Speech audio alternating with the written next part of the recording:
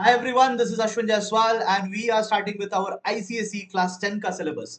ICSE class 10 mathematics में हम लोग पहला चैप्टर करने जा रहे हैं, वो है जीएसटी का चैप्टर। ये एक एग्जाम ओरिएंटेड बैच रहेगा। एग्जाम ओरिएंटेड बैच का मतलब है whatever I am going to teach in this particular batch will be important for the exam. मैं आपको सिलेबस का सारा टॉपिक कराऊंगा जो एग्जाम पॉइंट ऑफ व्यू से इंपॉर्टेंट है। ठीक है, जिस पे क्वेश्चंस बनते हैं मैं वो सब आपको समझाऊंगा। अगर आपने इस बैच का जो मैं यूट्यूब पे डाल रहा हूं सारे कॉन्सेप्ट्स अगर कर लिए, आपको एग्जाम में इससे बाहर का और कुछ नहीं मिलेगा। You are going to score 80 out of 80, 100% आप स्कोर करेंगे if you do all the concepts of all the chapters which I am going to teach in this batch.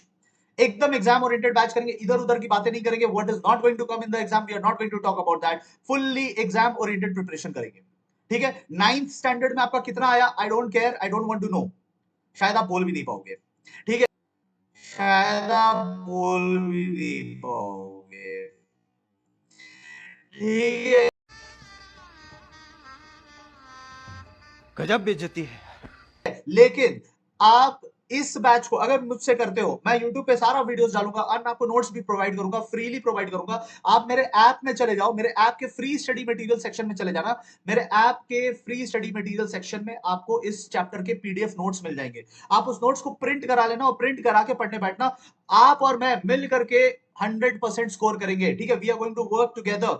आप इस वीडियो को और अपने नोट्स को अपने दोस्तों के साथ भी प्लीज शेयर कीजिएगा, इससे मुझे भी बहुत हेल्प हो जाएगी। ठीक है, ये एग्जाम ओरिएंटेड बैच है, याद रखना। तो जो भी मैं करा रहा हूं वो एग्जाम इंपॉर्टेंट रहेगा। ठीक है, आइए हम लोग अपना डिस्कशन शुरू करते हैं। पहले आप अश्विन कॉमर्स वर्ल्ड ऐप में चले जाओ, Ashwin commerce world Android app में चले जाओ। उस ऐप में आप फ्री स्टडी मटेरियल सेक्शन में चले जाना।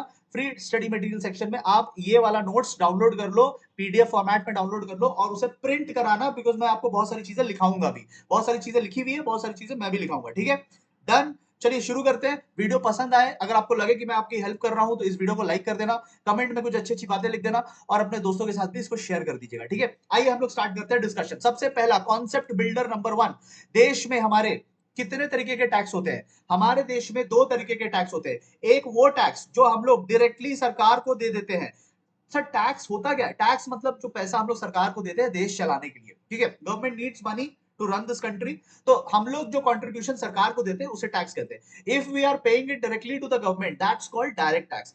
If we are paying to somebody else and then they are paying it to the government, that's called indirect tax। तो टैक्स हमारे से इनडायरेक्टली गया, हमने किसी और को दिया, उसने सरकार को दिया, तो that's called indirect tax. Sir थोड़ा एग्जांपल हो जाए तो मजा आ जाएगा। देखो एग्जांपल ये है, जैसे अपने देश में है इनकम टैक्स, हमारे देश में इनकम टैक्स है। तो अगर हम लोग इनकम कमाते हैं ना, तो इस इनकम का कुछ परसेंट हमें सरकार को दे देना होता है। तो हमने 1000 रुपए कमाया, 100 रुपए सरकार को दे दिए, this is called direct tax. इसमें ड्यूटी हमारी थी, टैक्स देने की ड्यूटी हमारी थी और पे भी हमने ही किया, that's called direct tax. Sir indirect tax का एग्जांपल दे दो, जैसे जीएसटी। इनडायरेक्ट टैक्स में आता है जीएसटी, जो हमारा चैप्टर है जीएसटी। तो जीएसटी में क्या होता है? जीएसटी में होता यह है कि टैक्स देने की ड्यूटी डोमिनोज पिज्जा की थी, क्योंकि बेचा किसने है? पिज्जा कौन बेच रहा है? डोमिनोज बेच रहा है, तो टैक्स भी वो देगा। लेकिन वो पैसे हमसे लेता है, पेमेंट हमसे करवाता है। तो ड्यूटी किसी और की बट पेमेंट कोई और कर रहा है, ये हो जाता है इनडायरेक्ट टैक्स। तो सरकार को पैसा जो मिल रहा है, हमारा पैसा मिल रहा है बट हम नहीं दे रहे, डोमिनोज हमसे लेकर के सरकार को दे रहा है, that is called indirect tax. इसीलिए यहाँ पैसे किसी और को गए, उसने सरकार को दिया, तो इसको बोलते हैं इनडायरेक्ट टैक्स, राइट। अब आते हैं मेन कॉन्सेप्ट पे जिसपे क्वेश्चंस बनेगा। ठीक है, ऊपर वाला जो पार्ट कराया वो उतना इंपॉर्टेंट नहीं था।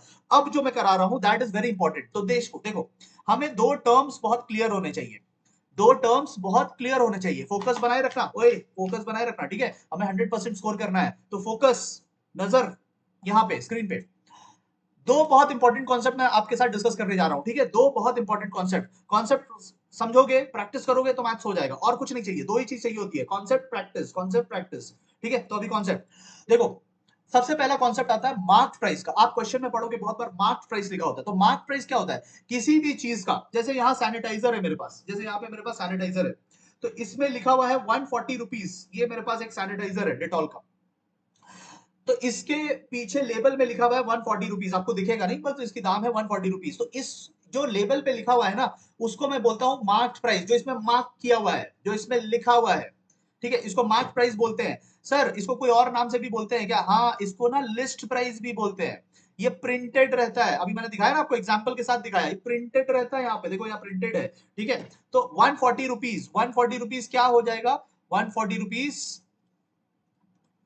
140, ये उसकी मार्क प्राइस हो जाएगी। समझ गए, मार्क प्राइस किसको बोलते हैं, डिस्काउंट किसको बोलते हैं। तो मैं गया शॉपकीपर के पास, शॉपकीपर बड़ा अच्छा मूड में था, उसका बर्थडे था उस दिन। तो शॉपकीपर बोलता है आज हमारा बर्थडे है, आज मैं 10% डिस्काउंट दे रहा हूं। अरे वाह, 10% डिस्काउंट, यानी 14 रुपीज का मुझे डिस्काउंट दे दिया उसने, 10% ऑफ, ठीक है। 10%, 10/100 ऑफ 140, ठीक है, 10/100 ऑफ 140, 14 रुपीज का मुझे डिस्काउंट मिल गया। बताओ मैं उसकी दुकान में खड़े होकर नाचूंगा कि नहीं। हाँ, मैं उसकी दुकान में खड़े होकर नाचूंगा क्योंकि डिस्काउंट मिल गया मुझे।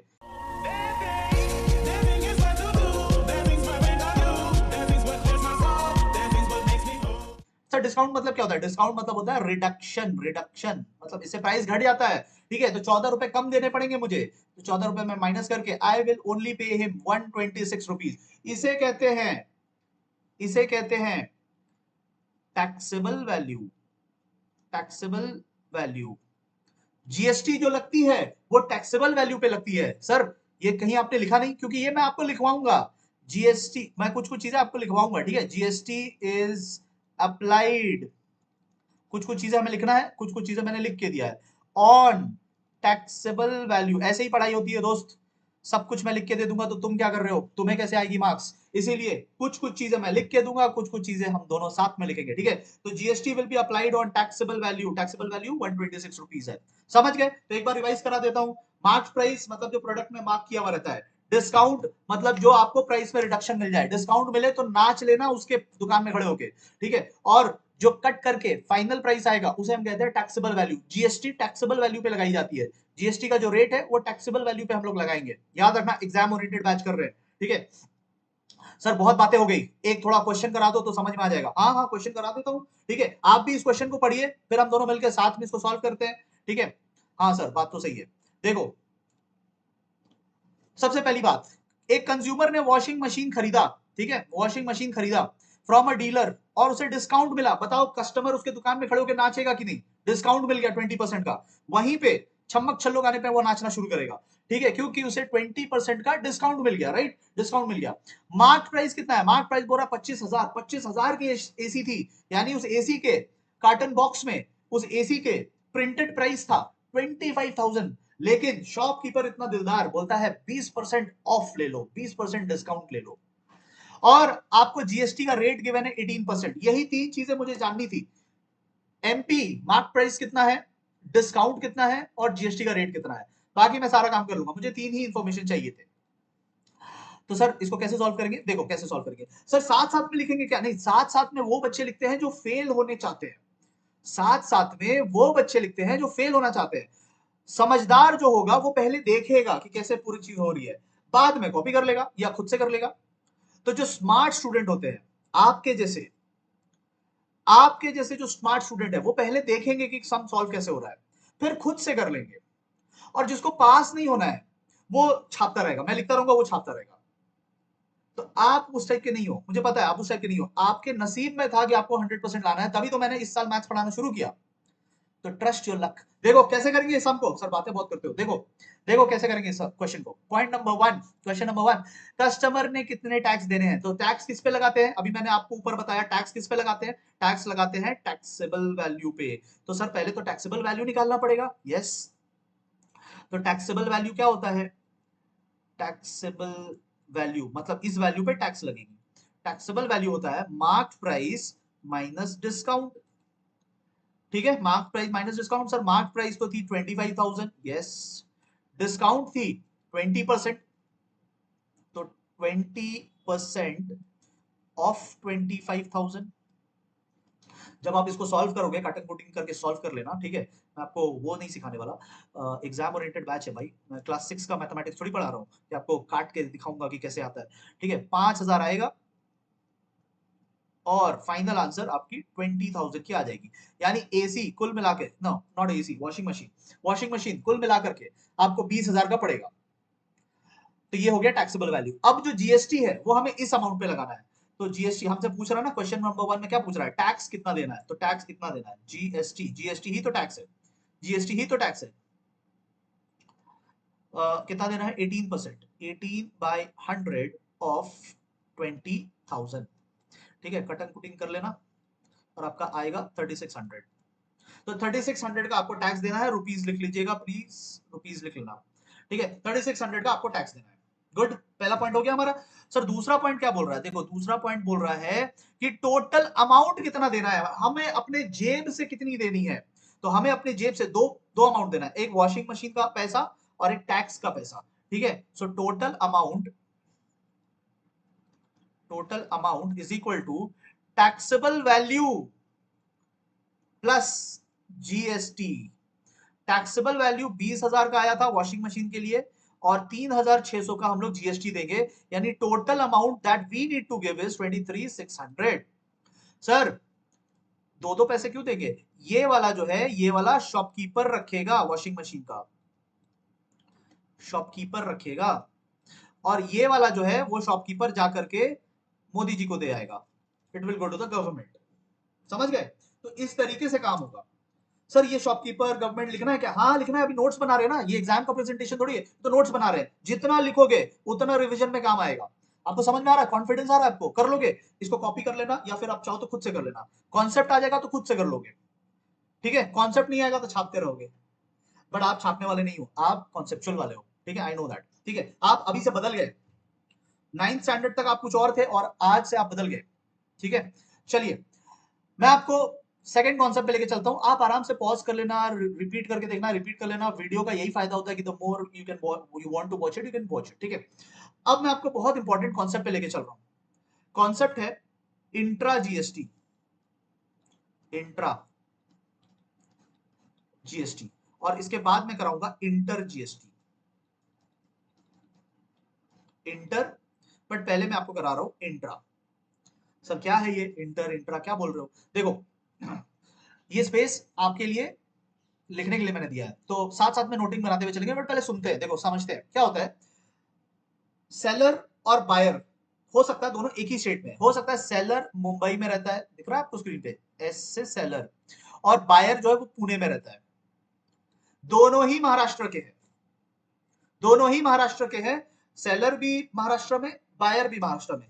तो जो गुड्स है वो सेलर से बायर ट्रांसफर होगा, but it will remain in the state boundary only, it is not crossing the state boundary. ऐसे ट्रांजैक्शन को इंट्रा स्टेट ट्रांजैक्शन बोलते हैं। ठीक है, when goods do not, do not important word है, do not cross state, state की जगह union territory भी हो सकता है, यूटी बाउंड्रीज, तो इसको क्या बोलते हैं इंट्रा स्टेट ट्रांजैक्शन। क्या बोलते हैं intra state transaction, intra state transfer, कुछ भी बोल सकते हो उसको। ठीक है, जब ये होता है, this is our point number 1, जब ये होता है तो point number 2 is GST gets divided into 2 parts. ठीक है, 50% सीजीएसटी यानी आधा, और 50% एसजीएसटी। सर ये क्या है, देखो CGST is called central GST, ऊपर देखो सेंट्रल जीएसटी, एसजीएसटी मतलब स्टेट जीएसटी। तो जब गुड्स एक ही स्टेट में रह जाए, महाराष्ट्र के बॉर्डर को क्रॉस ना करे या किसी भी स्टेट के बॉर्डर को क्रॉस ना करे, तो जीएसटी दो हिस्सों में बट जाता है, जीएसटी फाड़ हो जाती है, जीएसटी में फट जाता है जीएसटी दो हिस्सों में। ठीक है, और आधा सेंट्रल गवर्नमेंट ले जाएगी, आधा स्टेट गवर्नमेंट ले जाएगी। ये कब होता है, जब इंट्रा इंट्रा स्टेट ट्रांजैक्शन है। इंट्रा मतलब when goods do not cross the state boundary. समझ गए, हाँ सर समझ गए। अब देखो, अब मैं आपको इंटर स्टेट जीएसटी समझाता हूँ। इंटर स्टेट जीएसटी क्या होता है, अब आप अगर इंटेलिजेंट है आपको पहले से पता चल गया होगा कि मैं क्या बोल रहा हूँ। इंटर स्टेट तब होता है जब एक स्टेट से दूसरी स्टेट में चली जाती है गुड्स, यानी बायर, सेलर बैठा है महाराष्ट्र में, बायर बैठा है इंदौर एमपी में, तो अभी जो गुड्स है महाराष्ट्र से उड़ करके मध्य प्रदेश में आ जाएगी, तो स्टेट बाउंड्री क्रॉस हो गया, अरे वाह, इसको बोलते हैं inter. So number 1, when goods crosses the state या यूनियन टेरिटरी व्हाटएवर बाउंड्री, तो इसको हम लोग बोलते हैं, क्रॉसेस इज इंपॉर्टेंट वर्ड, वहां पे था डू नॉट क्रॉस, यहाँ पे है क्रॉसेस, तो यहाँ पे क्रॉस हो गया स्टेट बाउंड्री, इसको हम लोग बोलेंगे इंटर स्टेट ट्रांजैक्शन। ये इंटर है, वो इंट्रा था। सर तो फर्क क्या पड़ेगा, फर्क ये पड़ेगा कि इसमें जीएसटी को फाड़ेंगे नहीं, दो हिस्सों में 50-50% फाड़ेंगे नहीं, इसमें जीएसटी क्लब्ड रहेगा, entire GST would be IGST, पूरा का पूरा जीएसटी आईजीएसटी रहेगा, ठीक है, पूरा का पूरा जीएसटी आईजीएसटी रहेगा। सर बातें बहुत हो गई, एक एग्जांपल करा दो तो कुछ दिमाग में जाए। हाँ, तो इसीलिए मैंने आपके लिए एक एग्जांपल बनाया, यहाँ पे छोटा सा एग्जांपल बनाया, इससे पूरा कॉन्सेप्ट क्लियर हो जाएगा। देखो, डीलर इन दिल्ली, सर डीलर कौन होता है? डीलर, सेलर, ट्रेडर, कुछ भी बोल लो, मर्चेंट, कुछ भी बोल लो, डीलर, सेलर, ट्रेडर, मर्चेंट सब एक ही है। कहां पे? ये दिल्ली में है। क्या बेचा? कंप्यूटर बेचा। किसको? कंज्यूमर, वो भी दिल्ली में। वाह, तुम भी दिल्ली, मैं भी दिल्ली, दोनों दिल्ली में बैठे हैं, ठीक है, तो दोनों ही दिल्ली में बैठे हैं। तो क्या गुड्स बाउंड्री क्रॉस की? क्या गुड्स ने स्टेट का बाउंड्री क्रॉस किया, यूनियन टेरिटरी का बाउंड्री क्रॉस किया? No, the goods is still in Delhi only, ठीक है। तो सर आपने बोला था कि अगर बाउंड्रीज क्रॉस ना हो तो फिर जीएसटी में फाड़ हो जाती है, आधी सेंट्रल गवर्नमेंट आधी स्टेट गवर्नमेंट ले जाती है, वही होगा यहाँ पे। अब आपको क्वेश्चन बोल रहा है कि बताओ आईजीएसटी कितना होगा, तो आईजीएसटी यहाँ पे होगा ही नहीं, क्योंकि आईजीएसटी कहां आता है? अभी मैंने आपको जस्ट यहाँ पे बताया, आईजीएसटी आता है when the goods crosses state boundary, तब आईजीएसटी आता है। यहाँ तो क्रॉस किया ही नहीं, यहाँ तो दिल्ली का गुड्स दिल्ली में ही रह गया, तो आईजीएसटी आएगा ही नहीं। तो अपने को लिख देना होगा no IGST as the goods की जगह आप कंप्यूटर भी लिख सकते हो, क्वेश्चन में कंप्यूटर लिखा तो goods did not cross boundaries of Delhi, तो दिल्ली से बाहर निकला ही नहीं, तो आईजीएसटी आएगा ही नहीं। आईजीएसटी तब आता है जब मल्टीपल स्टेट्स आ जाते हैं। ओके सर, तो इसका मतलब सीजीएसटी एसजीएसटी होगा? हाँ, सीजीएसटी एसजीएसटी होगा। सर आप ना सीजीएसटी कर दो, एसजीएसटी हम लोग कर लेंगे। वेरी गुड, यही तो मुझे आपसे उम्मीद है, यही तो मुझे आपसे उम्मीद है कि आप यही मोटिवेशन के साथ तो काम करेंगे। तो सीजीएसटी मैं आपको बताता हूं, एसजीएसटी आप निकाल लेना, ठीक है। इसका आंसर आप कमेंट बॉक्स में लिखिएगा। देखो मैंने क्या बोला था, जीएसटी के दो हिस्से हो जाएंगे। अच्छा जीएसटी है कितना? 18%। देखो क्वेश्चन में लिखा है 18%, क्वेश्चन में 18% लिखा है। 18% अगर पूरा जीएसटी है तो आधा कितना हो जाएगा? 9%, ठीक है। तो सीजीएसटी कितना हो जाएगा? 9%। सर आधा लिखना पड़ेगा, हाँ आधा लिखना पड़ेगा, क्योंकि बाकी आधा स्टेट गवर्नमेंट लेके जाएगी, वो वाला आप निकालोगे, ठीक है। किसका आधा? किसका 9%? 9% ऑफ कंप्यूटर का जो वैल्यू है 28,000। डिस्काउंट था ही नहीं इस क्वेश्चन में, डिस्काउंट था ही नहीं, तो पूरे अमाउंट पे लगेगा जीएसटी, डिस्काउंट इज 0, ठीक है। तो 9% ऑफ 28,000, इसको सॉल्व करना जरा, बताना मुझे कितना आता है। 280 इंटू 9, 2520, 2520 का टैक्स बन रहा है सीजीएसटी। तो 9% इधर आया, 9% उधर जाएगा। आप मुझे सॉल्व करके बताओ आपका कितना आता है, ठीक है। इंटेलिजेंट लोग बिना सॉल्व किए ही बता सकते हैं, बट जो थोड़े थोड़े हार्ड वर्कर है वो बताओ एसजीएसटी कितना आएगा। एसजीएसटी आप सॉल्व करके मुझे बताना। समझ में आ रहा है? मजा आ रहा है? तो इस तरीके से हो जाएगा यार, मैं आपको पूरा समझा दूंगा, आप बस मेरे साथ बने रहना, ठीक है। आई होप आपने ये पीडीएफ डाउनलोड कर लिया है। अगर आपको समझ में आ रहा है, अगर आपको लग रहा है कि हाँ कुछ तो जा रहा है दिमाग में, कोई तो आया है समझाने के लिए, तो आप प्लीज इस चैनल के साथ बने रहना, इसको सब्सक्राइब कर लेना, and do help me by sharing it to more people, share it with your classmates, ठीक है। तो मैं बहुत फनी फनी बातें बोलूंगा बीच में, तो वो सब बातें करने के लिए आपके साथ कोई होना चाहिए ना, तो अपने दोस्तों के साथ भी इसको शेयर कर दीजिएगा, ठीक है। आओ क्वेश्चन नंबर 3 करते हैं। सर ऐसा क्वेश्चन एग्जाम में आता है क्या? ऐसा वाला ही आता है, जैसा अभी कराने जा रहा हूं ऐसा वाला ही आता है एग्जाम में, ठीक है। मैं क्या करा रहा हूं आपको? Exam oriented batch. मैं यहाँ आपको ज्ञान बांटने के लिए कोई बाबा बन के नहीं बैठा हूं, मैं यहाँ पे आपको एग्जाम ओरिएंटेड प्रिपरेशन करा रहा हूं, तो हम लोग की एनर्जी लेवल बहुत हाई होनी चाहिए, ठीक है। चलिए sir, exam oriented batch generally दिसंबर में आता है, तब तक बहुत टाइम निकल जाता है, इसलिए मैंने सोचा यार पहले से करते हैं। दिसंबर जनवरी में मैं लाऊंगा crash course, this course that course, कोई फायदा नहीं होगा, तब तक आप ऑलरेडी डरे हो चुके होते हो। अभी से करेंगे तब तो मजा आएगा, ठीक है। देखो क्वेश्चन नंबर 3 बोल रहा है कि आपको जीएसटी रेट्स दे दिया है उन लोगों ने, और मार्क प्राइस दे दिया है उन लोगों ने कुछ आर्टिकल्स के, आर्टिकल्स यानी गुड्स। राजधानी डिपार्टमेंटल स्टोर की कुछ गुड्स है, उसकी मार्क प्राइस है, मैं टेबल में डिस्काउंट भी देख पा रहा हूं, और जीएसटी रेट भी है। तो मुझे तो यही तीन चीज ही चाहिए होती है, मुझे तो यही तीन चीज ही चाहिए होती है। ठीक है, तो I don't need anything else, इससे मेरा काम हो जाएगा। तो मैं आपको बताता हूँ कैसे करना है। तो आपको टेबल बनाना पड़ेगा। देखो टेबल कैसे बनाता है वो मैं आपको सिखाता हूँ। सबसे पहले आप सीरियल नंबर, क्योंकि क्वेश्चन में है तो मैं भी सीरियल नंबर का एक कॉलम बना लेता हूँ। फिर आइटम्स, क्योंकि क्वेश्चन में है तो उसको भी बना लेते हैं। फिर मार्क्ड प्राइस, फिर डिस्काउंट। अच्छा, मार्क्ड प्राइस में से अगर डिस्काउंट माइनस करते हैं तो क्या आता है, टैक्सेबल वैल्यू। मैंने आपको पहले पेज पे ही बताया था, पहले पेज पे ये रहा, पहले पेज पे मैंने आपको बताया था, ये मैंने आपको करके दिखाया था। मार्क्ड प्राइस डिस्काउंट माइनस करते हैं तो क्या आता है, टैक्सेबल वैल्यू आता है। तो मार्क प्राइस है, डिस्काउंट माइनस करेंगे तो नेक्स्ट कॉलम टैक्सेबल वैल्यू का बना लेते हैं। ठीक है, टैक्सेबल वैल्यू। ठीक है, फिर हम लोग इस पे जीएसटी लगा देंगे, क्योंकि जीएसटी हमेशा टैक्सेबल वैल्यू पे लगती है, यही मैंने आपको सिखाया था, जीएसटी हमेशा टैक्सेबल वैल्यू पे लगती है। ठीक है, अब जीएसटी भी मैं दो बार लिखूंगा, एक बार मैं रेट लिख दूंगा और एक बार मैं प्रॉपर अमाउंट निकाल के अमाउंट लिख दूंगा। ठीक है, तो इतना मुझे चाहिए।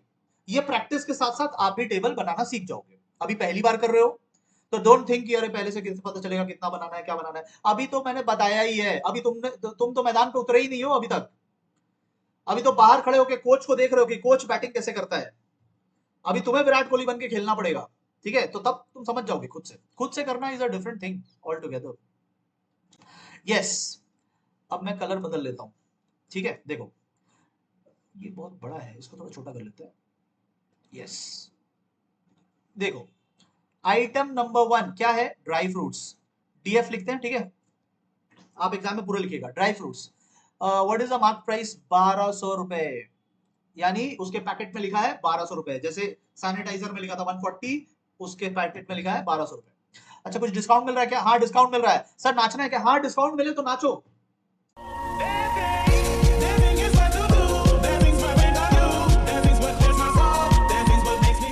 एग्जाम हॉल में नाचो। ठीक है, अच्छा 1200 में से 100 का डिस्काउंट मिला तो आपका टैक्सेबल वैल्यू कितना आएगा, 1100। ठीक है, MP minus discount, taxable value कैसे आता है, एमपी माइनस डिस्काउंट 1100। जीएसटी का रेट कितना बोला है, 12%। ठीक है, जीएसटी का रेट बोला है 12%। तो आपको जीएसटी कैलकुलेट करना होगा 12/100 इंटू 1100, क्योंकि जीएसटी टैक्सेबल वैल्यू पे लगती है। ठीक है, तो इसको जब आप सॉल्व करोगे बताओ कितना आ रहा है, ये आ रहा है 132। जब इसको सॉल्व करोगे तो 132 आएगा। ठीक है, ये सब कैलकुलेशन थोड़ा कर लीजिएगा। नेक्स्ट, अच्छा ड्राई फ्रूट्स के बाद क्या आता है, पैकेट व्हीट फ्लावर। ठीक है, नंबर 2 PWF कितना का है, 286। क्या डिस्काउंट मिल रहा है, ओ नो कोई डिस्काउंट नहीं, इतनी दुख की बात, कोई डिस्काउंट नहीं दिया। चलो जीएसटी 5% लगा रहा है तो टैक्सेबल वैल्यू कितना आएगा, उतना ही आएगा, कुछ माइनस हुआ ही नहीं, तो पूरा का पूरा टैक्स लगेगा पूरे के पूरे पे। 5% का टैक्सेबल अमाउंट है, चलो 5/100 इंटू 286। कोई डिस्काउंट नहीं दिया यार, मूड ऑफ हो गया। कितना आएगा बताओ, आएगा 14 रुपीज 30 पैसे। Item number 3 bakery products. ठीक है, बेकरी प्रोडक्ट्स। ठीक है, कितने का, 500 रुपए का। डिस्काउंट मिल रहा है क्या, यस 10% का डिस्काउंट मिल रहा है। अरे अमाउंट में बोलो ना यार, 10% बोलने से क्या समझूंगा। अब मुझे वर्किंग नोट करना पड़ेगा। वर्किंग नोट एग्जाम में आप दिखाइएगा, साइड में करो या नीचे करो, कहीं पे भी करो, वर्किंग नोट आपको दिखाना पड़ेगा। 10% of 500 which means 10/100 into 500, 0 cut and putting करके आप निकाल लेना 50 रुपीज, 50 रुपए का डिस्काउंट मिलेगा। नाचना है क्या, हाँ नाचना है, जहां डिस्काउंट है वहां नाचना है। ठीक है, नाचना है पहले, बाद में लिखना है। ठीक है, 50 रुपीज तो 450 हो जाएगा, 50 रुपए का डिस्काउंट मिला तो 450 हो जाएगा। What is the tax rate, 12% is the tax rate. So 12/100 into कितना था, 450। बताओ कितना आएगा, 54 आ रहा है मेरा तो, 54 आ रहा है। तो इस तरीके से हमने सबका जीएसटी निकाल लिया। बट क्वेश्चन क्या जीएसटी बोल रहा है, क्वेश्चन बोल रहा है टोटल अमाउंट निकालो। टोटल अमाउंट जो मैंने आपको क्वेश्चन नंबर 1 में सिखाया था, टोटल अमाउंट। तो टोटल अमाउंट कैसे निकालते हैं, टोटल अमाउंट निकलता है, मैंने क्वेश्चन नंबर 1 में फॉर्मूला भी लिखाया था, टैक्सेबल वैल्यू प्लस जीएसटी। ठीक है, टैक्सेबल वैल्यू प्लस जीएसटी। तो टैक्सेबल वैल्यू ये रहा, हमने टैक्सेबल वैल्यू का एक कॉलम बनाया था, इसका टोटल लगा लेंगे, और जीएसटी ये रहा, दोनों मिल गए हमें, दोनों का टोटल लगाएंगे, बताओ कितना आता है।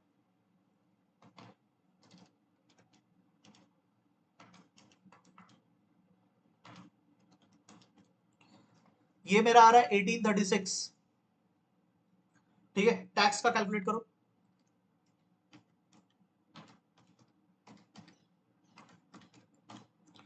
मेरा तो ये आ रहा है 200 रुपीज 30 पैसे।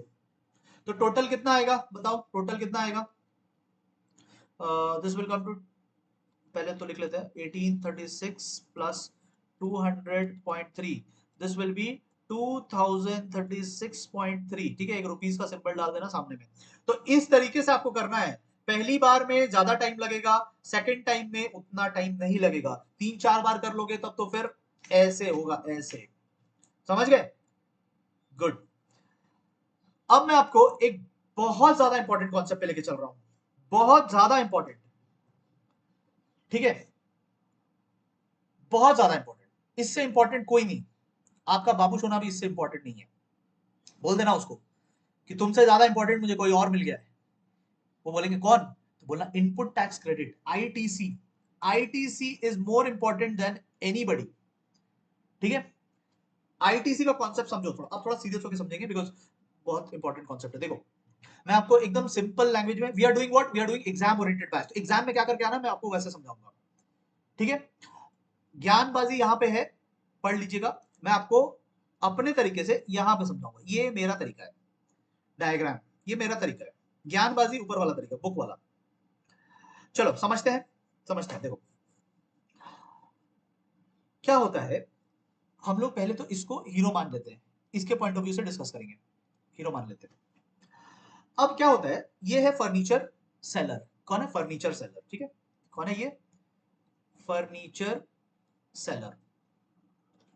तो ये किसी से लकड़ियां खरीदता होगा, फर्नीचर बनाने के लिए किसी से लकड़ियां खरीदता होगा। जब खरीदता है तो गुड्स इसके गोडाउन में इन आते हैं, तो इसे हम लोग बोलते हैं इनपुट। क्या बोलते हैं? इनपुट। लकड़ियां हमारे गोडाउन में आई, दैट्स कॉल्ड इनपुट। तो that's stage number 1। Stage number 1, we buy wood, हमने लकड़ियां खरीदा, गुड्स आई। तो इनपुट के टाइम में जो जीएसटी लगता है दैट्स कॉल्ड इनपुट जीएसटी। ठीक है, तो इनपुट जीएसटी आपके लिए एग्जांपल मैंने वहां लिखा हुआ है, इनपुट जीएसटी। और उसके बाद उस लकड़ी को मैंने मैन्युफैक्चर करके एक सुंदर सा टेबल बना के कस्टमर को बेचा। देखो कस्टमर किंग है, किंग कोहली जैसा किंग है वो पहना हुआ भी है उसने किंग वाला। ठीक है, क्राउन अपना। तो इसे मैंने टेबल बना के बेचा।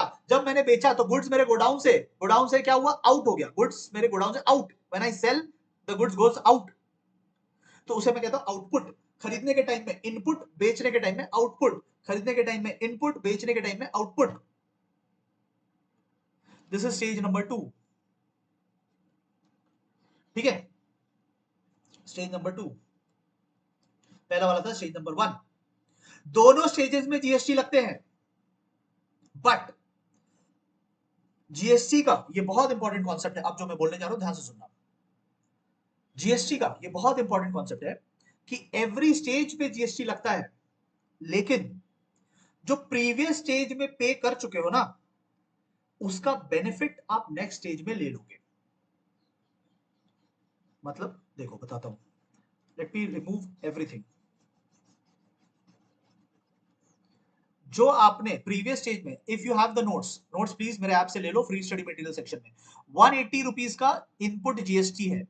आपको मैंने एग्जांपल में लिख के दिया इनपुट जीएसटी, क्योंकि गुड्स इन आया है मेरे पास, लकड़ियां इन आई है, तो उसको इनपुट जीएसटी कहेंगे। और बेचा जब, तो उसे आउटपुट जीएसटी कहेंगे। तो यहां पे भी मुझे जीएसटी लग गया, आउटपुट जीएसटी तो हर स्टेज में लगेगा, जहां सेल परचेज हुआ वहां जीएसटी लगेगा। कितना? 270 लगा, आप देख सकते होगे, यहां पे लिखा है 270 और यहां पे लिखा है 180। तो हर स्टेज में लग गया, लेकिन मैं हर स्टेज में जीएसटी नहीं पे करूंगा। मैं जितना पहले पे कर चुका हूं उसका बेनिफिट नेक्स्ट स्टेज में ले लूंगा। तो पहले देखो, जैसे मेरा आउटपुट आया 270, बट मैंने प्रीवियस स्टेज में, स्टेज 1 में ऑलरेडी 180 पे कर रखा है, तो मैं 180 का बेनिफिट ले लूंगा, and I will only pay the balance amount. I will only pay the balance amount. तो स्टेज 2 में मैं 270 नहीं दूंगा, मजाक चल रहा है क्या? पहले भी 180 ले लिया, अभी भी 270 नहीं दूंगा। 270 के टाइम में मैं सरकार को बोलूंगा देखो भाई मेरा 180 तो आपने पहले ले रखा है प्रीवियस स्टेज में, वही लकड़ी तो है, उसी को तो फर्नीचर बनाया है, कोई नया चीज थोड़ी आ गया। तो उस लकड़ी पे तो आपने ऑलरेडी लिया है ना 180, अभी जो थोड़ा बहुत मैंने किया उसका थोड़ा बहुत ले लो। तो सरकार बोलती है हाँ भाई बात तो सही है, तुमने पिछले स्टेज में तो दिया है, तो एक काम करते हैं अभी 270 नहीं, जो पिछले स्टेज का है वो माइनस कर लो and give me the balance amount.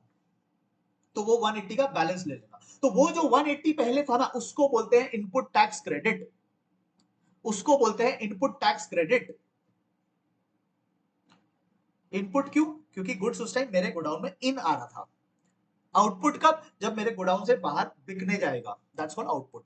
ठीक है, तो आई होप मैंने आपको ये कॉन्सेप्ट समझा दिया। अभी इस पे सम करेंगे तो आपको और समझ में आएगा। सो बेसिकली बेचने के टाइम जो टैक्स लगता है, कहीं लिखवा दूं क्या आपको? हाँ सर लिखवा दो ना थोड़ा सिंपल लैंग्वेज में, ठीक है। When goods are sold, GST is known as output GST। समझ गए आउटपुट क्यों बोलते हैं? क्योंकि गुड्स बिक रहा है, जा रहा है हमारे गोडाउन से, आउट जा रहा है। ठीक है, when goods are bought, GST is known as input GST। हाँ बिल्कुल सही बोला आपने, is known as input GST। क्यों? क्योंकि जब बाई करते हैं तो गुड्स हमारे गोडाउन में इन आता है। ठीक है, स्टेज 1 कौन सा होगा इन दोनों में? पहले अपने गुड्स खरीदेंगे, पहले लकड़ियां खरीदोगे फिर बेचोगे, पहले खरीदेंगे तब तो बेचेंगे। ठीक है, तो note number 3, last note, while calculating GST to be paid, we deduct input GST from output GST। क्योंकि दो बार पेमेंट नहीं करेंगे, पहले तुमको 180 दे दिया, अभी तुम फिर बोलते हो 270 दे दो, नहीं 270 नहीं देंगे, जो पहले 180 दे दिया था वो माइनस करो, सिर्फ 90 देंगे इस स्टेज पे। तो 180 पहले का, 90 अब की बार का, आपको मिल गया 270 मिला जुलाकर। ठीक है, तो ये याद रखना, जो मैंने आपको नोट्स लिखा दिया वो याद रखना, उसी को यहाँ पे भी मैंने लिख रखा है, आप पढ़ लेना। ठीक है, अब हम लोग सम के तरफ चलेंगे। Now before going to the question आपको दिख रहा होगा, क्वेश्चन नंबर 4 हम लोग करेंगे। क्वेश्चन नंबर 4 करने से पहले एक कॉन्सेप्ट समझना कि जीएसटी तो 3 टाइप के होते हैं। हाँ सर 3 टाइप के होते हैं। तो जब आप आउटपुट माइनस करोगे, आउटपुट जीएसटी से आईटीसी माइनस करोगे, इनपुट टैक्स क्रेडिट माइनस करोगे, या इन सिंपल वर्ड जो मैंने आपको बोला था इनपुट जीएसटी माइनस करोगे, तो आईजीएसटी का अगर आउटपुट है तो आपको पहले आईजीएसटी का इनपुट से ही माइनस करना है। You can not use other, there are 3 types of GST, but when you are dealing with IGST तो आपको आईजीएसटी ही माइनस करना है पहले। अगर आईजीएसटी नहीं है तो आप सीजीएसटी यूज करोगे, you have to use it in this order only. 3 type के जीएसटी होते हैं, अगर सीजीएसटी भी नहीं है तब जाके आप एसजीएसटी माइनस करोगे। सर और बताओ, देखो अगर सीजीएसटी है आउटपुट में, अगर सीजीएसटी है तो पहला माइनस आप सीजीएसटी ही करोगे, पहला उसी को करते हैं जिसकी डील कर रहे हैं। अगर सीजीएसटी है ही नहीं, इनपुट के टाइम में सीजीएसटी था ही नहीं, ठीक है, तो फिर आप आईजीएसटी यूज कर लोगे।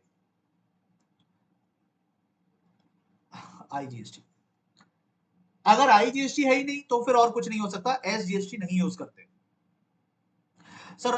और एसजीएसटी के केस में, एसजीएसटी के केस में भी पहले आप एसजीएसटी ही माइनस करोगे, इनपुट वाला जो स्टेज 1 का है। ठीक है, ये आपका स्टेज 2 है और ये आपका स्टेज 1 है। तो स्टेज 1 में आपने कुछ तो पे किया होगा, पहले तो खरीदे होगे तब ना बेच रहे हो, तो पहले आप एसजीएसटी माइनस करोगे। सर लेकिन एसजीएसटी था ही नहीं पहले से, तो फिर आप आईजीएसटी यूज कर लेना। सर आईजीएसटी भी नहीं है तो फिर और कुछ नहीं हो सकता, माइनस नहीं कर पाओगे फिर। ठीक है, यानी कि क्या क्या हमने सीखा? पहले उसी को यूज करना है जिसका घर है, जिसके घर से डील कर रहे हो पहले उसको यूज करना है। फिर आप कोई भी आईजीएसटी में आप कुछ भी यूज कर सकते हो, दोनों अलाउड है। सीजीएसटी में आप ओनली आईजीएसटी यूज करोगे, एसजीएसटी में भी आप ओनली आईजीएसटी यूज करोगे। सीजीएसटी एसजीएसटी आपस में यूज नहीं होते हैं। सर क्या बोल रहे हो, थोड़ा कम समझ में आ रहा है, अभी सम करूंगा तो ज्यादा समझ में आएगा, बट फिर भी मैंने सिंपल वर्ड में समझा दिया है। आप अगर 2 बार सुनोगे तो आपको समझ में आ जाएगा एवरीथिंग। देखो एक चीज मैं बोल रहा हूँ एग्जाम के लिए, ये मत सोचना कि हर चीज आपको पहली बार में ही समझ में आएगी, इसीलिए बहुत सारे स्टूडेंट्स ना डिस्कनेक्ट हो जाते हैं। सबका माइंड, सबका ब्रेन अलग अलग होता है, किसी को एक बार में समझ में आएगा, किसी को 2 बार में समझ में आएगा, किसी को 5 और किसी को 10 बार में समझ में आएगा। मैं जब पढ़ता था ना, क्लास 10-12 की बातें बोल रहा हूं, मैं जब पढ़ता था मेरा एक दोस्त होता था, ठीक है, एंड हम दोनों को 90s में स्कोर करते थे, हम दोनों 90s में स्कोर करते थे। बट मेरा दोस्त बहुत ही नेचुरली टैलेंटेड था, उसको सब कुछ पहली बार में समझ में आ जाता था, बट मुझे बहुत हार्ड वर्क करना पड़ता था। मुझे पता था कि मुझे एक बार में नहीं समझ में आती थी, आई न्यू दिस, और इसको मैंने एक्सेप्ट किया और मैं चीजों को बार बार पढ़ता था, 2 बार 3 बार, कभी कभी 5-6 बार पढ़ना पड़ता था, तब जाके कुछ जाता था दिमाग में। वो पहले बार में ही समझ जाता था मेरा दोस्त, बट मुझे 5-6 टाइम्स पढ़ना पड़ता था, तब मुझे उस लेवल की अंडरस्टैंडिंग आती थी, तब जाके हम दोनों को बराबर मार्क्स आते थे। ठीक है, तो अगर आपके फ्रेंड को एक बार में समझ में आ जा रहा है, इट डज नॉट मीन कि आपको भी एक बार में समझ में आ जाएगा, आप अपने हिसाब से सोचो। ठीक है, आपके दोस्त को 1 घंटा पढ़ के अच्छी मार्क्स आ रही है, तो आप भी 1 घंटा पढ़ोगे, ये नहीं होता। आपको हो सकता है 5 आवर्स पढ़ना पड़े, तब आप उसकी बराबरी कर पाओगे। Everybody is not same, so you need to know कि आपकी क्या कैपेसिटी है। तो ये मैंने एक बार आपको समझाया, अभी डिटेल में समझाया, वही चीज यहाँ पे लिखा हुआ भी है। ठीक है, और उसी पे मैं अभी आपको एक क्वेश्चन कराऊंगा। तो मैं इतने तरीके से आपको समझा रहा हूँ, मैं आपको समझा रहा हूँ, मैं आपको लिख के दे दिया हूँ, मैं आपको अभी क्वेश्चन भी कराऊंगा। तो जरूरी नहीं है एक बार में समझ में आएगा, यही चीज हमें इस जर्नी में सॉर्ट आउट करना है, कि जरूरी नहीं है कि एक बार में समझ में आएगा। किसी किसी को आ गया होगा, किसी किसी को दूसरे बार में आएगा, किसी किसी को थर्ड टाइम में आएगा, किसी किसी को 5th टाइम में आएगा, तो क्या दिक्कत है, समझ में तो आएगा ना। 5th टाइम में आएगा तो आएगा, मुझे 5th टाइम में आता था, तो मैं भी तो 90s में स्कोर किया हूं। मैं एक बार में नहीं आता था, मुझे 5 बार पढ़ना पड़ता था, 6 बार पढ़ना पड़ता था। ठीक है, गिव अप नहीं करना है, गिव अप लूजर्स लोग करते हैं, हम लोग थोड़ी ना लूजर्स है, हम लोग तो लड़के जीतने वाले हैं। ठीक है ना, आओ हम लोग अब एक क्वेश्चन करते हैं, उसी से मैं आपको ये कॉन्सेप्ट और समझा दूंगा। ठीक है, हाँ सर बात तो सही बोल रहे हो, हम लोग लूजर थोड़ी ना है, लूजर थोड़ी है हम लोग। ठीक है, 9th स्टैंडर्ड में अच्छे नंबर नहीं आए तो क्या हो गया, सर जले पे नमक मत छिड़को बार बार ये बोल के। ठीक है, देखो क्वेश्चन नंबर 4। अच्छा देखो, यहाँ पे तो मैं क्वेश्चंस आपको करा दे रहा हूँ, सारे सारे कॉन्सेप्ट्स के अकॉर्डिंग मैं क्वेश्चंस करा दे रहा हूँ, but maths is all about practice, है ना, maths is all about practice. तो जिनको भी प्रैक्टिस करना है, मैं जो ऐप से आपको ये फ्री पीडीएफ्स मिल रहे हैं, उसी ऐप में मैंने एक कोर्स भी बनाया है। ठीक है, उसमें मैं अभी सिंस बैच शुरू हुआ है, तो मैं धीरे धीरे उसमें हर चैप्टर के कुछ प्रैक्टिस क्वेश्चंस अपलोड करूंगा। तो यहाँ से तो आप कॉन्सेप्ट समझ जाओगे, मैं आपको नोट्स भी दे दे रहा हूँ, सब कुछ दे दे रहा हूँ, this is enough. But concept point of view से जिनको प्रैक्टिस करना है और मेरे से प्रैक्टिस करना है, मेरे साथ प्रैक्टिस करना है, तो ऐसे लोग ऐप में उस कोर्स का फायदा ले सकते हैं। मैं धीरे धीरे उसमें कोर्सेज अपलोड कर रहा हूँ, चैप्टर्स अपलोड कर रहा हूँ, एंड बाय नवंबर दिसंबर में पूरा अपलोड कर दूंगा, सारे चैप्टर्स अपलोड कर दूंगा बाय नवंबर दिसंबर, क्योंकि मैं बोर्ड्स के लिए बना रहा हूँ, मैं आपके मिड टर्म एग्जाम और ये सिलेक्शन एग्जाम इनके लिए नहीं बना रहा, I am making it for the boards. तो इफ यू वांट तो you can join that course, आपको प्रैक्टिस के लिए वहां क्वेश्चंस मिल जाएंगे, मैं उसमें सम सॉल्व कराऊंगा, मैं आपको मोटिवेट भी करूंगा वहां पे अच्छा करने के लिए, और गाइड करूंगा प्रॉपर्ली। तो जिनको मेरे साथ करना है वो वहां पे कर सकते हैं। ठीक है, बाकी मैं आपको यूट्यूब पे करा ही रहा हूँ, बाकी मैं आपको पीडीएफ नोट्स भी दे रहा हूँ। ठीक है, if you want to practice well and practice exam oriented with me, you can join that course, आपको बहुत बेनिफिट होगा। ठीक है, और आपके रिजल्ट्स बहुत हायर लेवल पे जाएंगे। देखो, कमिंग टू क्वेश्चन नंबर 4, देखो डीलर ने सप्लाई किया, सर सप्लाई किया मतलब, सप्लाई किया मतलब सेल किया, सप्लाई का मतलब सेल किया, सेल क्या, 8,000 का गुड्स, 8,000 का गुड्स सप्लाई किया। इंटर स्टेट ट्रांजैक्शन में, इंटर स्टेट मतलब स्टेट बाउंड्री क्रॉस हो गई, और जब स्टेट बाउंड्री क्रॉस हो जाती है तो आईजीएसटी लग जाता है। सेल हुआ है इसका मतलब ये आउटपुट आईजीएसटी है, वही मैंने आपको ऊपर लिखा है, बेचे हो तो गुड्स बाहर गया है। ठीक है, और क्या बोल रहा है, और बोल रहा है कि इसने एक और 6,000 का गुड्स भी सेल किया है, बट वो वाला within the state sell किया है, तो विद इन द स्टेट है, इसका मतलब सीजीएसटी एंड एसजीएसटी लग जाएगा, बट सेल ही तो किया है ना, तो वो भी आउटपुट वाले ही है, आउटपुट वाले ही है, समझ गए। अच्छा, इसके अलावा इसने पहले गुड्स कुछ खरीदा भी है, देखो total value of its receipts of goods, मतलब इसने कुछ रिसीव भी किया था, रिसीव मतलब इन आया है गुड्स, तो ये आपको समझना है, रिसीव करना मतलब इन आना, मतलब खरीदा है। कहां से खरीदा है? इंटरस्टेट, इंटरस्टेट ट्रांजैक्शन में खरीदा है, मतलब रिसीव किया है मतलब इसने बाई किया होगा, और बाई किया है इंटरस्टेट, इंटरस्टेट होने से आईजीएसटी आ जाता है सीन में, और बाई किया है मतलब ये इनपुट वाला आईजीएसटी है, ठीक है, इनपुट वाला आईजीएसटी है।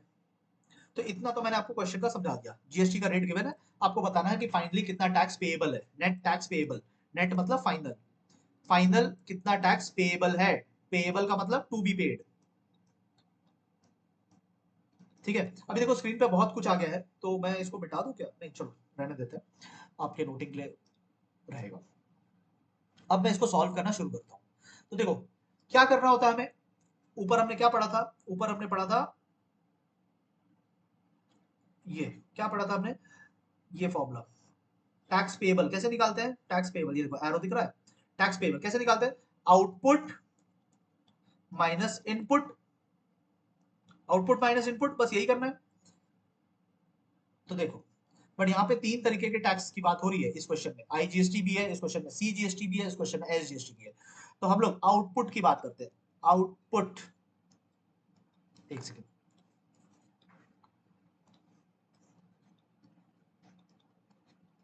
आउटपुट जीएसटी कितने तरीके के हैं, आईजीएसटी, सीजीएसटी, एसजीएसटी,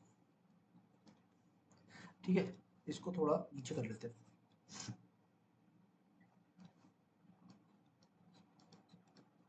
तो बताओ आईजीएसटी कितना का आ रहा है, आउटपुट, आउटपुट वाला मैंने लिख रखा है ना 8000, 8000 पे 18%, तो 18% ऑफ 8000 बताओ कितना आएगा, मुझे बताइए, कैलकुलेट करके बताइए। फिर सीजीएसटी 6000 का है, 6000, क्या मैं इस पे 18% का रेट लगा दूं? नो, सीजीएसटी में रेट फट जाता है, with in the state transactions में रेट दो हिस्सों में बट जाते हैं, तो 18% नहीं लेंगे, 9% लेंगे, 9%, और एसजीएसटी में भी 6000 इंटू 9%, ठीक है। तो बताओ कितना आ रहा है, इसका तो मुझे पता है 540 आ रहा है, देख के समझ में आ रहा है 540, वो वाला मुझे बताओ कितना आ रहा है,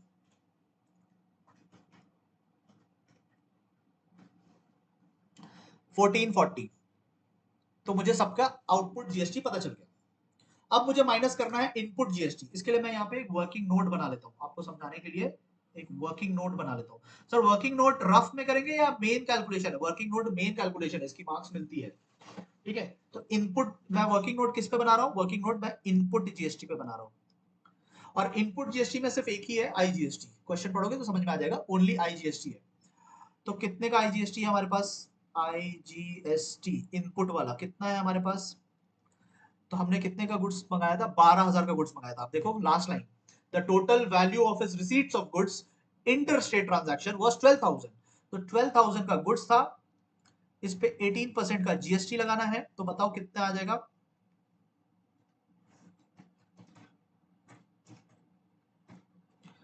2160।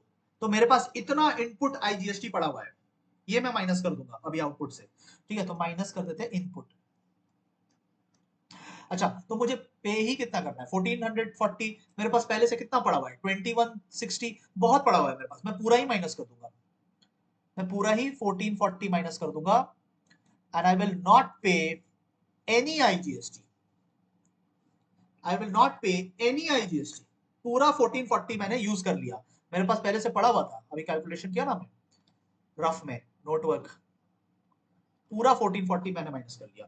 तो ये जो मेरे पास 2160 था, 2160 में से मैं यूज कर लेता हूं 1440, मैं यूज कर लेता हूं, बचा कितना 720, ये क्या है अवेलेबल,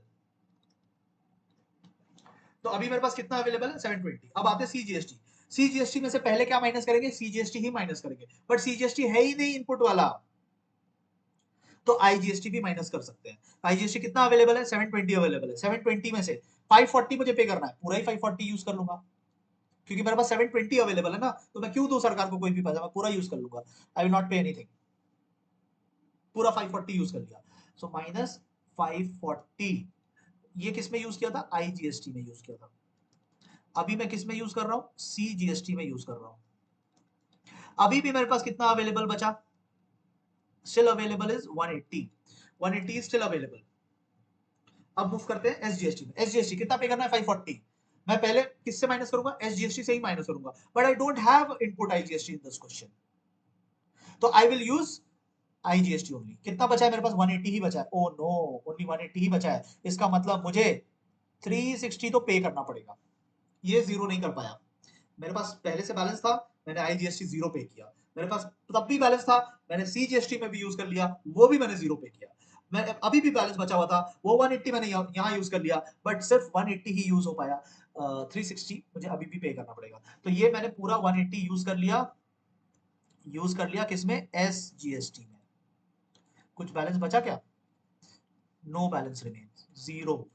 अवेलेबल कितना रह गया, जीरो अवेलेबल रह गया, कुछ अवेलेबल नहीं बचा।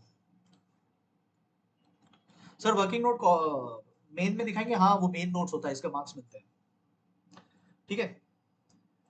ध्यान रखना मेरी बात, कुछ कुछ चीज 2 बार देखना पड़ता है, ठीक है, 2 बार देखना पड़ता है, कुछ कुछ चीज 5 बार भी देखना पड़ता है, डिपेंड कि आपका दिमाग कितना है, ठीक है।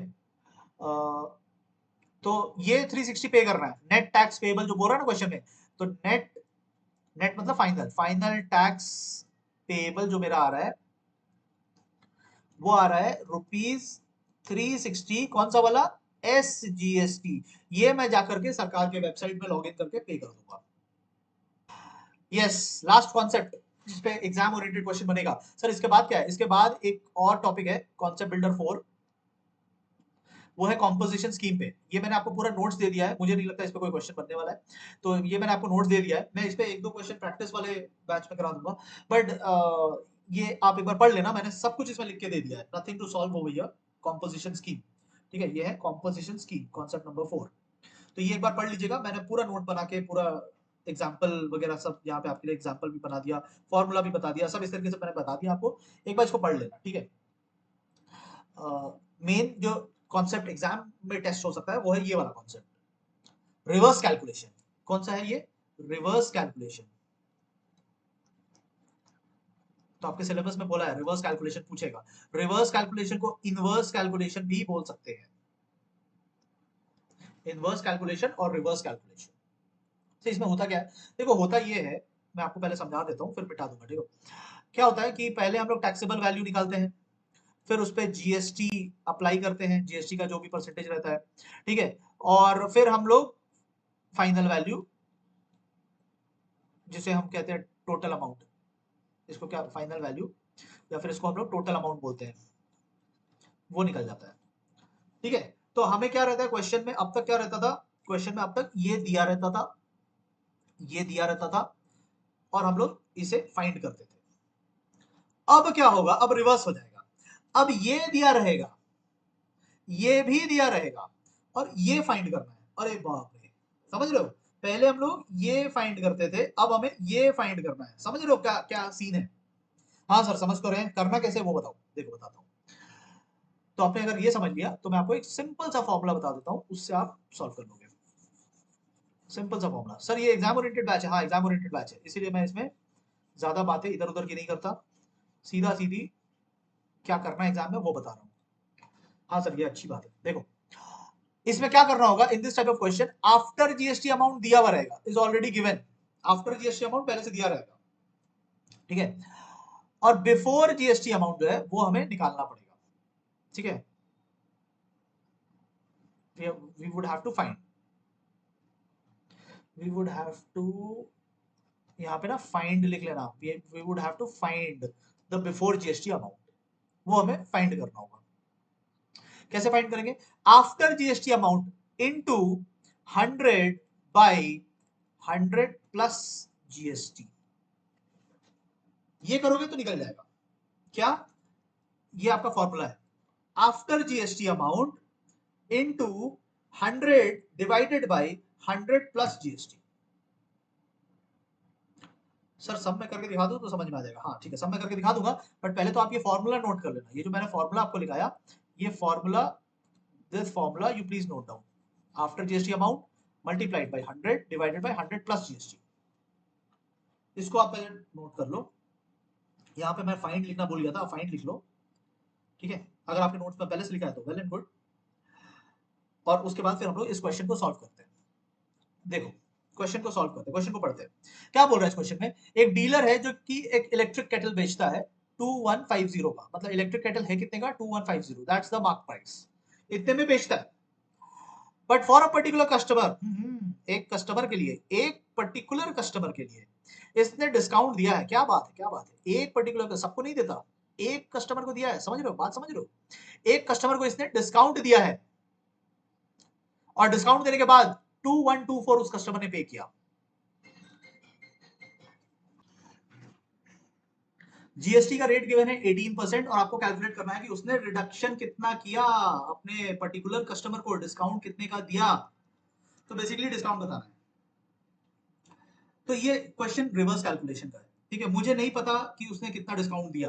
ठीक है, देखो क्या होता है, सबसे पहले मैं कॉन्सेप्ट बता देता हूँ। देखो सबसे पहले हम लोग मार्क प्राइस लेते थे, मार्क प्राइस में माइनस डिस्काउंट करते थे, तो फिर हमें टैक्सेबल वैल्यू मिलता था। फिर इस टैक्सेबल वैल्यू में हम लोग जीएसटी अप्लाई करते थे और फिर हमें फाइनल जो बेसिकली जीएसटी निकल करके आता था टैक्स अमाउंट, ये क्या होता था, ये टैक्स निकल करके आता था। फिर हम लोग टैक्स प्लस टैक्सेबल वैल्यू मिला करके फाइनल अमाउंट निकालते थे, फाइनल अमाउंट। अभी क्या है, क्वेश्चन में हमें फाइनल अमाउंट दिया हुआ है, कस्टमर ने कितना पे किया, 2124 गिवन है। ठीक है, but we don't know this, we don't know taxable value, जिसपे जीएसटी अप्लाई करते हैं वो नहीं पता कितना है। तो हमें रिवर्स कैलकुलेशन करके टैक्सेबल वैल्यू निकालना पड़ेगा, रिवर्स कैलकुलेशन करके टैक्सेबल वैल्यू निकालना पड़ेगा। We need to find out taxable value. तो टैक्सेबल वैल्यू, ये टैक्सेबल वैल्यू वो निकालने का मैंने आपको फॉर्मूला बताया है। तो फॉर्मूला ऐसा है, taxable value is equal to after GST amount, after GST amount into 100 by 100 plus GST. तो आफ्टर जीएसटी अमाउंट कितना है, 2124, लास्ट में कस्टमर कितना पे कर रहा है, 2124 इनटू 100 बाय 100 प्लस जीएसटी कितना है, 18%। तो 100 plus 18 would be 118, 100 plus 18 would be 118। अब आप इसको सॉल्व करो, बताओ मुझे कितना आ रहा है टैक्सेबल वैल्यू।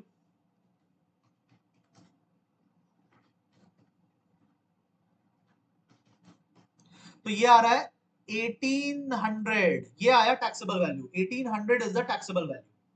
ठीक है, तो टैक्सेबल वैल्यू 1800 का आया, समझ रहे हो। मार्क प्राइस भी क्वेश्चन में गिवन है 2150, पहला लाइन में गिवन है mark price 2150। So now I have mark price also, I have taxable value also. अब डिस्काउंट निकल जाएगा। ठीक है, तो मैं यहीं पे कर दे रहा हूं, आप नीचे करिएगा, mark price minus discount taxable value देता है। Mark price is given 2150 minus discount, taxable value अभी हमने कैलकुलेट किया 1800। सो जब साइड चेंज करोगे 2150, ये हो जाएगा माइनस 1800, ये हो जाएगा प्लस डिस्काउंट, पॉजिटिव हो जाएगा। So this will be 350 is equal to discount, तो डिस्काउंट आपका 350 हो जाएगा। फिगर आउट करने में शुरू में थोड़ा टाइम लगता है, आप पहली बार कर रहे हो तो शुरू में थोड़ा टाइम लगेगा, किसी को एक बार में समझ में आ जाएगा, किसी को 2 बार में समझ में आ जाएगा। मेरे जैसे जो लोग हैं उनको 5 बार में समझ में आता है। ठीक है, बट मैंने भी 90s में स्कोर किया है, दैट मींस 5 बार समझ के कर सकते हैं। ठीक है, अगर आप करना चाहो तो डिस्काउंट इज 350। पहली बार में you won't figure out everything in the first time, but जब आप प्रैक्टिस करोगे ना तो आपका बहुत बार करते करते खुद ही आपको आइडिया लग जाएगा कि सम को सॉल्व करने का शॉर्टेस्ट रूट कौन सा है। ये फॉर्मूला याद रखना, ये फॉर्मूला बहुत इंपॉर्टेंट है, इसलिए मैंने ये फॉर्मूला आधा लिखा था, आधा आपको लिखवाया है। ठीक है, तो जब आप ये पूरा चीज समझ जाओगे तो आपको बहुत अच्छे से ये चैप्टर हो जाएगा। कॉम्पोजिशन स्कीम एक बार आप पढ़ लीजिएगा। ठीक है, अब इस चैप्टर में बस प्रैक्टिस बचा है, खुद से प्रैक्टिस करना है तो खुद से करो। All the very best for you. And अगर मेरे साथ करना चाहते हो तो ऐप में आ जाओ। मैं धीरे धीरे करा के दिसंबर तक मैं कंप्लीट करूंगा। अभी से बोल दे रहा हूँ, मेरे सर पे मत चढ़ जाना कि सर मेरा ये चैप्टर का टेस्ट है, वो चैप्टर का एग्जाम है, नहीं, मैं बोर्ड्स के लिए करा रहा हूँ, पहले ही बोल दे रहा हूँ, I am going to complete it till December. ठीक है, मैं दिसंबर तक कराऊंगा। ठीक है, डाउट्स वगैरह है तो आप कमेंट सेक्शन में लिख दो, मैं आपको अच्छा डाउट रहेगा तो मैं उसको अगले वीडियो में टेकअप कर लूंगा। ठीक है, बाकी और क्या बोलना है, दोस्तों के साथ शेयर कर देना। पीडीएफ बहुत इंपॉर्टेंट है, पीडीएफ आपको मेरे ऐप के फ्री स्टडी मटेरियल सेक्शन में मिल जाएगा, फ्री स्टडी मटेरियल सेक्शन से जाके पीडीएफ डाउनलोड कर दीजिएगा, ठीक है। याद रखना कुछ चीजें पहली बार में समझ में आएंगी, कुछ चीजें 5 बार लगेगी, तो 5 बार अगर लगा सकते हो तो वो एफर्ट देना, मैं आपको 100% करा दूंगा, वो मैं बोल रहा हूँ। 100 में आपको दिलाऊंगा, बट साथ में आपको मेहनत करना पड़ेगा। डोंट थिंक कोई शॉर्टकट मारने वाले, शॉर्टकट से नहीं होता है, ठीक है। चलो, see you in the next video, thank you so much everyone.